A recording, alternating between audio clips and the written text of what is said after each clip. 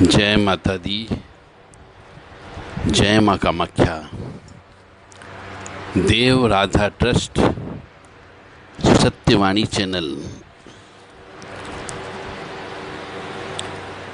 माँ भगवती जगत जननी और परमपिता परमात्मा आपको सुखी रखे, स्वस्थ रखे, प्रसन्न रखे।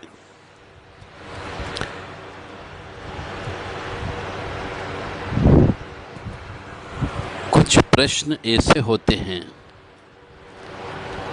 जो बहुत सामान्य होते हैं, परंतु उनका बहुत गहरा अर्थ होता है। आज हम इसी बात के ऊपर चर्चा करेंगे। प्रश्न ये है कि कुछ समय से व्यापार अच्छा नहीं चल रहा है, टोटके भी करते रहते हैं, परंतु टोटकों से कोई फर्क नहीं पड़ता, व्यापार में वृद्धि नहीं हो रही है। कुछ उपाय बता दें। सर्वप्रथम में सभी जो व्यापार करने वाले मनुष्य हैं उनसे यह कहना चाहूँगा कि जब मनुष्य को व्यापार अच्छा नहीं चलता है तो अपनी जन्म पत्रिका चेक करा लेना चाहिए कि व्यापार क्यों नहीं चल रहा है। हो सकता है पहले व्यापार अच्छा चला हो, तो पहले ग्रह नक्षत्र अच्छे थे, अब व्यापार अच्छा नहीं चल रहा तो ग्रह नक्षत्र खराब हो सकते हैं। तो यदि ये महसूस होने लगा हो कि व्यापार में वास्तव में जो पहले कमाई होती थी वो कमाई होना बंद हो गई है, तो समझ जाओ कि कहीं न कहीं पे ग्रह नक्षत्रों का दोष लग गया है। तुरंत एक नहीं 2-3 ज्योतिषाचार्य के पास जाइए और उनसे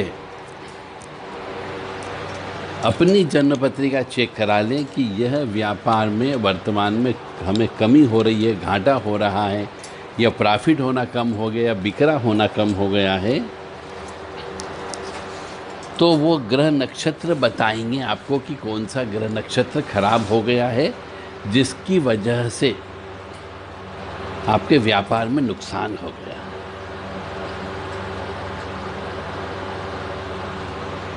अगर ज्योतिषाचार्य, जिसलिए मैं बोल रहा हूँ कि 2-3 ज्योतिषाचार्य का मतलब होता है कि हो सकता है आप एक के पास जाएं उसको ज्ञान कम हो, दूसरे के पास जाएं उसके पास थोड़ा ज्ञान अच्छा हो, और तीसरे के पास जाए तो उसके पास और भी अच्छा ज्ञान हो। पैसा तो खर्च करना पड़ेगा, और 3 में से 2 व्यक्ति आपको एक जैसा बताएं ज्योतिष के मामले में, ग्रह नक्षत्रों के मामले में, तो उसकी तुरंत पूजन अर्चन करा लेना चाहिए। जप करा करके, दशांश हवन करा के, जो भी दान धर्म लगता है उस ग्रह से संबंधित वो दान कर देना चाहिए और हवन कर लेना चाहिए। पहला कारण तो ये होता है कि ग्रह नक्षत्रों का दोष को सबसे पहले चेक करें, फिर यह महसूस करें कि हमारी दुकान से संबंधित कोई दूसरा प्रतिस्पर्धा वाला व्यक्ति आसपास तो नहीं आ गया, क्योंकि दुकान में बिक्री होना कम हो जाती है तो लाभ होना कम हो जाता है।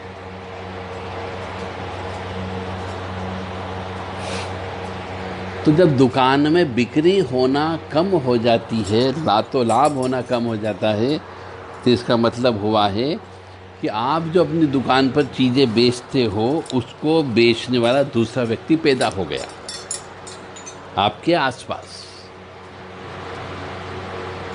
यह भी चेक कर लीजिए, और यह भी चेक करने के बाद भी यदि कोई निष्कर्ष नहीं निकलता है तो आप अपनी दिनचर्या को बदलो। दिनचर्या को बदलने का मतलब हो गया, जल्दी उठना है, ब्रह्म मुहूर्त में उठ करके ईश्वर का नाम लेना है। व्यापार वृद्धि करने के लिए आपको दिमाग की आवश्यकता होती है, तो श्री गणेश जी की उपासना करना है। व्यापार वृद्धि करने के लिए लक्ष्मी जी की आवश्यकता होती है, तो आपको लक्ष्मी जी के मंत्रों का जप करना है। और इसके लिए किसी न किसी गुरु की आवश्यकता होती है, तो कोई ना कोई गुरु ढूंढ करके उनसे मंत्र लेकर के ही आपको जप तप करना है। फिर यह देखें कि क्या आपको दुकान पर या व्यवसाय स्थल पर बैठने में कोई उच्चाटन महसूस होता है। क्या दुकान पर बैठने से आपके मन में क्रोध की उत्पत्ति होती है? क्या दुकान पर बैठने का मन नहीं करता है? क्या आपको रात को सपने आने लगे हैं? क्या आपका घर से आप लड़ाई झगड़ा करके जाने लगे हैं? या फिर क्या आप पहले किसी से प्रेम करते थे तो उससे प्रेम टूट गया है? क्या आपने पिछले, जब से ये आपका व्यवसाय कम हुआ है, घर से किसी का विवाह किया है? क्योंकि घर से कई बार जब हम विवाह करते हैं, किसी लड़की का विवाह विशेष तौर से करते हैं, तो घर की लक्ष्मी जी उस लड़की के साथ चली जाती हैं। या फिर हम लड़के का विवाह करते हैं तो घर के अंदर जब उस लड़की को लेकर के आते हैं बहू बना करके, तो वह अलक्ष्मी वाली बहू तो नहीं आ गई। इतनी गहराई से आपको जाना होगा, क्योंकि कई बार घर के अंदर किसी के पुण्य की वजह से आपका व्यवसाय चलता है, और जब वह पुण्यवान मनुष्य चला जाता है तो आपके घर से लक्ष्मी जी की भी चली जाती है। तो यदि व्यवसाय चलते चलते धीरे धीरे बंद हो रहा हो, या नहीं चल पा रहा हो, या उतना लाभ नहीं हो पा रहा है, तो यह अवश्य देख लें कि आपके घर से किसी लड़की का विवाह तो नहीं हुआ। अगर विवाह हुआ है और उसके बाद से धीरे धीरे व्यापार व्यवसाय ठप होता जा रहा है, तो समझो घर के पुण्य वाली जो लड़की थी वो विदाई हो गई है, न लक्ष्मी जी की विदाई हो गई है। इसी प्रकार यदि आपने अपने घर में किसी लड़के का विवाह करके लेकर के आए हैं और पत्रिका चेक नहीं कराई हो, तो उस लड़की की भी पत्रिका चेक करा लो जिसको आप बहू बना करके लाए हो, कि क्या वो अलक्ष्मी तो नहीं है, कहीं वो दरिद्री तो नहीं है। क्योंकि हमारे बड़े बुजुर्ग ये कहा करते थे कि किसी के आने से धन धान्य बढ़ जाता है, किसी लड़की के पैदा होने से धन धान्य में वृद्धि होती है, और जब वह लड़की विदाई हो जाती है तो धन धान्य भी उसके साथ चला जाता है।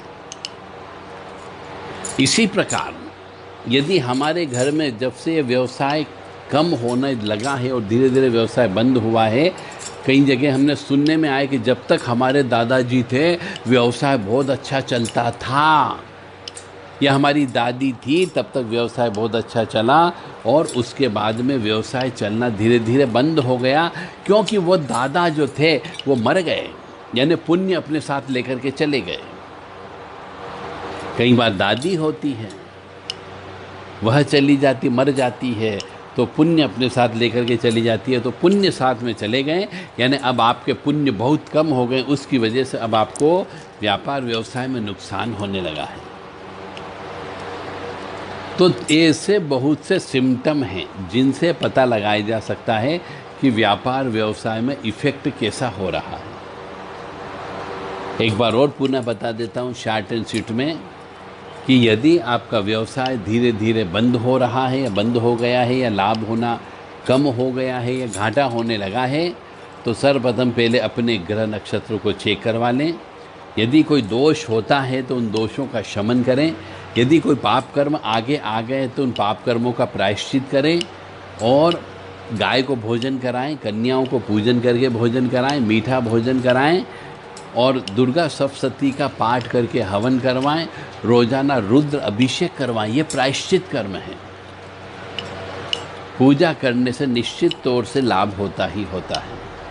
तो पहले तो जन्मपत्री चेक करा लें, यदि कोई दोष निकलता है तो उन दोषों का शमन कर लें, दशांश हवन कर लें, जप करवा लें, ब्राह्मण भोजन करवा लें, सुहागनों को भोजन करवाना चाहिए, ब्राह्मणों को भोजन कराना चाहिए, कन्याओं को भोजन कराना चाहिए, गाय को भरपेट भोजन कराना चाहिए और हो सके तो किसी अच्छे ज्ञानवान सदचरित्र मनुष्य से अपने घर पर कोई अनुष्ठान करवा लेना चाहिए। फिर ये देखें कि क्या जब से व्यवसाय कम हुआ है किसी की मृत्यु तो नहीं हुई है, या जब से व्यवसाय धीरे धीरे कम होना चालू हुआ है कोई गंदे सपने आना तो प्रारंभ नहीं हो गए हैं। जब से व्यवसाय बंद होना चालू हुआ है धीरे धीरे, क्या आपने किसी का विवाह तो नहीं किया है, क्या लड़की का विवाह तो नहीं हुआ है, या लड़के का विवाह तो नहीं हुआ है, ये अवश्य चेक कर लें। जय माता दी, जय माँ कामाख्या। और यदि ऐसा हुआ है किसी लड़की का विवाह हुआ जो पुण्यवान लड़की थी वो चली गई है, तो अब आपको पुण्य बढ़ाना है और इधर व्यवसाय भी कम हो रहा है तो भी आपको अपने जमा पूंजी से पुण्य बढ़ाइए ताकि आपको भी व्यवसाय आगे चलाने में आसानी हो। अन्यथा धीरे धीरे पुण्य क्षय होते जाएंगे और आप बर्बादी की कगार पर चले जाएंगे। जय माता दी, जय माँ कामाख्या।